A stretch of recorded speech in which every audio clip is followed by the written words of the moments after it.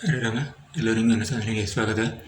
ನಾನೀಗ ಹೇಳುವಂಥದ್ದು ನಾವು ನಿತ್ಯ ಉಪಯೋಗಿಸುವಂತಹ ಒಂದು ವಸ್ತು ತೆಂಗಿನೆಣ್ಣೆ. ತುಂಬ ಒಳ್ಳೆಯದು ಆರೋಗ್ಯಕ್ಕೆ. ಅದು ನಿತ್ಯ ನಾನು ಉಪಯೋಗಿಸ್ತಾ ಇದ್ದೆ. ತಲೆಯಿಂದ ಕಾಲಿನವರೆಗೆ ಎಲ್ಲ ವಿಷಯಕ್ಕೂ ಉಪಯೋಗಕ್ಕೆ ಬಂತು. ಎಂತೆಲ್ಲ ಹೇಳಿದ್ರೆ, ನಾವು ತಲೆಗೆ ಎಣ್ಣೆ ಹಾಕೋ ಕ್ರಮ ಇದ್ದು ತೆಂಗಿನೆಣ್ಣೆ ಉಪಯೋಗಿಸುವಂಥದ್ದಲ್ಲಿ. ಅದರಿಂದ ಕೆಳಗೆ ಹೇಳಿದರೆ ಹಣೆ ತಲೆ ಸಿಡಿ ತೊಳೆಯಾಗಿರುವುದೇ ತೆಂಗಿನೆಣ್ಣೆ ಉಪಯೋಗಿಸಿದರೆ ತಲೆಬೇನೆ ಕಮ್ಮಿ ಆಗುತ್ತೆ ತೊಳೆ ಹೇಳ್ತವೆ. ಹಾಗೆ ಅದರಿಂದ ಮತ್ತು ಬಂದರೆ ಮೂರೆ ಇಡೀ ತೆಂಗಿನೆಣ್ಣೆಗೆ ಇಟ್ಟಿದರೆ ಮೂರೆ ಬಿಳಿ ಹೋಗ್ತಾಳೆ. ಹಾಗೆ ತಿಳಿದವು ಹೇಳ್ತವೆ. ಮೂರೆ ಮತ್ತು ಚಂದಪ್ಪಲೆ ಬೆಳೆಯಪ್ಪಲೆ ತೆಂಗಿನೆಣ್ಣೆ ಉಪಯೋಗ ಮಾಡ್ತವೆ. ಹಾಗೆ ಗಡ್ಡ ತೆಗೆದು ಮತ್ತು ಮೂರೆ ನೆತ್ತರ ಹೊತ್ತು ತೆರವನ್ನು ಹೋಲಿಸುವಂತಹ ಶಕ್ತಿ ಆ ತೆಂಗಿನ ಎಣ್ಣೆಗೆ ಇದ್ದು, ಅದರಿಂದ ಕೆಳ ಹೇಳಿದರೆ ಕೊರಳಿಗೆ ಬಿತ್ತು. ಕೊರಳು ಬೇನೆಯಲ್ಲಾದರೆ ಅಲ್ಲಿಯೂ ಉಪಯೋಗ ಆಗ್ತಾಳೆ ಹಾಗೆ ಹೇಳ್ತು.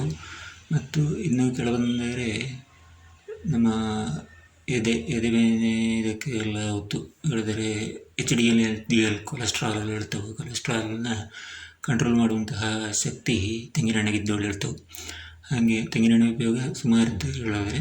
ಹಾಗೆ ಮತ್ತು ಕೆಲವೊಂದರೆ ಹೊಟ್ಟೆಗೆ ಹೇಳಿದರೆ ನಾವು ನಿತ್ಯ ಉಪಯೋಗಿಸುವಂಥ ಇದು ಹೊಟ್ಟೆಗೆ ಹೋಗುವಂತಹದ್ದು ಹೇಳಿದರೆ ಉದೀಪಗ ಕಾವಲಿಗೆ ತಿಂಡಿ ಮಾಡುವಾಗ ಕಾವಲಿಗೆ ಮಾಡಬಹುದು. ಕಾವಲಿಗೆ ತೆಂಗಿನೆಣ್ಣೆಯನ್ನೇ ಉಪಯೋಗಿಸುವಂಥದ್ದು ಹೆಚ್ಚಾಗಿ. ಹಾಗೆ ತೆಂಗಿನೆಣ್ಣೆ ಉಪಯೋಗಿಸಿ ದೋಸೆ ಮಾಡುವಂಥದ್ದು. ದೋಸೆ ಆಗೋದೇ ತುಪ್ಪದ ಬದಲು ಎಣ್ಣೆಯನ್ನು ಉಪಯೋಗಿಸಿದರೆ ತುಂಬ ಒಳ್ಳೆಯದು. ಹಾಗೆ ಆ ರೀತಿಯೂ ಎಣ್ಣೆ ಉಪಯೋಗ ಆದ ಮತ್ತು ಉದೀಪಗ ತಿಂಡಿಗೆ ಆ ರೀತಿ ಉಪಯೋಗ ಆಗುತ್ತು. ಹಾಗೆ ಮಧ್ಯಾಹ್ನಕ್ಕೆ ಒಗ್ಗರಣೆ ಹಾಕುವಳು ತೆಂಗಿನೆಣ್ಣೆ ಉಪಯೋಗಿಸ್ತು. ಹಾಗೆ ಈಗ ಮಳೆಗಾಲ ಹೊತ್ತಾಯಿತು. ಮಳೆಗಾಲದಲ್ಲಿ ಬಿಸಿ ಎಣ್ಣೆ ತಿಂಡಿಗಳ ಮಾಡುವಂತಹ ಇದು ಇರ್ತು. ಹಾಗೆ ಮಧ್ಯಾಹ್ನ ಊಟಕ್ಕೆ ಹಪ್ಪಳ ಹಪ್ಪಳಕ್ಕೂ ತೆಂಗಿನೆಣ್ಣೆ ಉಪಯೋಗಿಸಿ ಹಪ್ಪಳ ಮಾಡುವಂತಹದ್ದು. ಹಾಗೆ ಹಪ್ಪಳದ ಉಪಯೋಗ ಹೋಯ್ತು. ಹಾಗೆ ಹೊತ್ತೊಬ್ಬಗಣ ಹೊತ್ತಿಗೆ ಕರ್ಪೂರ ಅಂತ ನಮಗೆ ಬೇಕಾಗುತ್ತು. ಕರ್ಪೂರ ಎಣ್ಣೆ ತಿಂಡಿಗಳನ್ನು ಮಾಡುವುದೇ ತೆಂಗಿನೆಣ್ಣೆಯನ್ನೇ ಉಪಯೋಗಿಸಿ ಎಣ್ಣೆ ತಿಂಡಿಗಳನ್ನು ಉಪಯೋಗಿಸುವಂಥದ್ದು. ಹಾಗೆ ನಮ್ಮದೇ ತೆಂಗಿನೆಣ್ಣೆ ಇದ್ದರೆ ತುಂಬ ಒಳ್ಳೆಯದು. ಕಾಯಿ ಒಡೆದು ಬಿಸಿ ಮಾಡಿ ಕಾಯಿ ಒಡೆದು ಬೇಸಿಗೆಯಲ್ಲಿ ಒಣಗಿಸಿ ಮಡಗಿದರೆ ತೆಂಗಿನೆಣ್ಣೆ ಮಾಡಿ ಉಪಯೋಗಿಸಿಕೊಂಡ್ರೆ ತೆಂಗಿನೆಣ್ಣೆ ತುಂಬ ಉಪಯೋಗಕ್ಕೆ ಬರ್ತದೆ. ನಮಗೆ ನಮ್ಮದೇ ಸಾವಯವವಾಗಿರ್ತದೆ. ಸಾವಯವ ತೆಂಗಿನೆಣ್ಣೆಯ ನಮಗೆ ಬೇಕಾದಂಗೆ ಉಪಯೋಗಿಸಿಕೊಂಡು ಫಲಕ್ಕೂ ತುಂಬ ಒಳ್ಳೆಯ ಆರೋಗ್ಯವನ್ನು ನಮಗೆ ಕೊಡ್ತದೆ. ಹಾಗೆ ತೆಂಗಿನೆಣ್ಣೆ ಉಪಯೋಗ ತುಂಬ ಇದ್ದು. ಇದರಿಂದ ಕೆಳಗೆ ಬಂದರೆ ಹೊಟ್ಟೆಯಿಂದ ಕೆಳಗೆ ಬಂದರೆ ಕಾಲು ಬೇನೆ ಈಗ ಜವನಿಗರಿಗೂ ಇದ್ದು, ಪ್ರಾಯದವಕ್ಕೆ ಮಾತ್ರ ಅಲ್ಲ ಜವನಿಗರಿಗೂ ಇತ್ತು. ಹಾಗೆ ಕಾಲು ಬೇನೆ ಅಪ್ಪಂತಹ ಜಾಯಿಂಟ್ ಪ್ರಾಬ್ಲಮ್ಗಳು ಅಂತಹ ಜಾಯಿಂಟಿಗೆ ಅಲ್ಲಿಗೆ ಉಪಯೋಗಿಸಿಕೊಂಡ್ರೆ ಅಲ್ಲಿಯೂ ತೆಂಗಿನೆಣ್ಣೆ ಉಪಯೋಗಿಸಿಕೊಂಡ್ರೆ ಕಾಲು ಬೇನೆ ತುಂಬ ಕಮ್ಮಿ ಆಗುತ್ತು. ತುಂಬ ಸಮಯ ಉಪಯೋಗಿಸಬೇಕಾಗುತ್ತು. ಉಪಯೋಗಕ್ಕೆ 1 ವಾರ 1 ತಿಂಗಳು ನಮ್ಮ ಕಾಲು ಬೇನೆ ಹೆಂಗಿದ್ದು ಅದಕ್ಕೆ ಹೊಂದಿಕೊಂಡು ನಾವು ಅದರ ಉಪಯೋಗಿಸಿಕೊಂಡು ಹೋಗುವಂಥದ್ದು. ಆದರೆ ಅಲ್ಲಿ ವಸ್ತ್ರ ಹಾಕಿದರೆ ಮಾತ್ರ ಅದು ವಸ್ತ್ರಕ್ಕೆ ಹಿಡಿಕೊಳ್ತು. ನಾವು ಹಾಗೆ ಆ ರೀತಿಯಲ್ಲಿ ನಮ್ಮ ಬೇಕಾದ ಹೊತ್ತಿಗೆ ನಮಗೆ ಇಷ್ಟಕ್ಕಂಥ ಹೊತ್ತಿಗೆ ಉತ್ತಪ್ಪಗಳ ಇರುಳಪ್ಪಗಳ ಅಥವಾ ಮನಗುಗಳ ಎಣ್ಣೆಯ ಕಾಲಿಗೆ ಉಪಯೋಗಿಸಿಕೊಂಡು ಆ ಕಾಲಿಗೆ ಉದ್ದದ್ದೇ ಅದರ ಇದು ಮಾಡಿಕೊಂಡು ಫ್ಯಾನ್ ಅಡಿಯಲ್ಲಿ ಕೂದರೆ ಅದು ಆರಿಕೊಂಡು ಹೋಗ್ತು.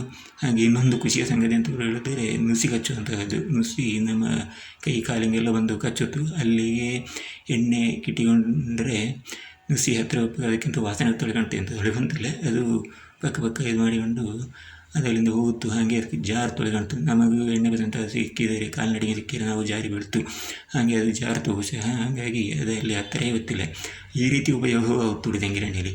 ನುಸಿಯಕ್ಕೆ ತೊಂದರೆ ಕೊಡ್ತು. ನುಸಿ ಹತ್ತಿರ ಉಪ್ಪಲೇ ಇಲ್ಲ. ನಮಗೆ ಅದು ತುಂಬ ಒಳ್ಳೆಯದಾರ ಮಾಡ್ತು. ಹಾಗೆ ಕಾಲಿಂದ ಕೆಳಗೆ ಬಂದರೆ ಪದಕ್ಕೂ ಉಪಯೋಗಿಸಲಾಗುತ್ತು. ಹಾಗೆ ಎಲ್ಲದಿಂದ ಹೆಚ್ಚಿಗೆ ಈಗ ಮಳೆಗಾಲದಲ್ಲಿ ಕಾಲು ಹುಳು ತಿಂಬದು ಹೇಳ್ತೇವೆ ನಾವು. ಕಾಲುಗಳ ಪಾದಗಳ ಬೆರಳುಗಳ ಎಡೆಯಲ್ಲಿ ಎಲ್ಲ ಹುಳು ತಿಂದು ಕಾಲು ತೋರಿಸ್ತಾ ಇಪ್ಪುಗಳೋದೇ ಅಂಬಗಳದೇ ಇದರ ಉಪಯೋಗ ಮಾಡಲಾಗುತ್ತು. ಇದರ ಅಲ್ಲಿ ತೆಂಗಿನೆಣ್ಣೆ ಉಪಯೋಗಿಸಿಕೊಂಡ್ರೆ ಕಾಲು ತೋರಿಸುವಂಥದ್ದು ತುಂಬ ಕಮ್ಮಿಯಾಗೊಂಡು ಬಂತು.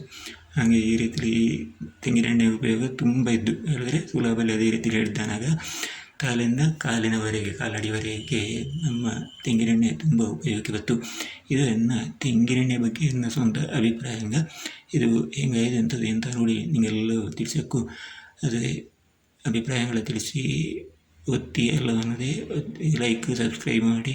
ಹಾಗೆ ಸಬ್ಸ್ಕ್ರೈಬ್ ಮಾಡಿ ಕಮೆಂಟ್ ಮಾಡಿ ಕೇಳಿಕೊಳ್ತಾ ಏನೆಂದ್ರೆ ಈ ತೆಂಗಿನೆಣ್ಣೆ ಬಗ್ಗೆ ಎನ್ನ ಅಭಿಪ್ರಾಯಗಳ ಇಲ್ಲಿಗೆ ಮುಗಿಸುತ್ತೆ. ಹರೇ ರಾಮ.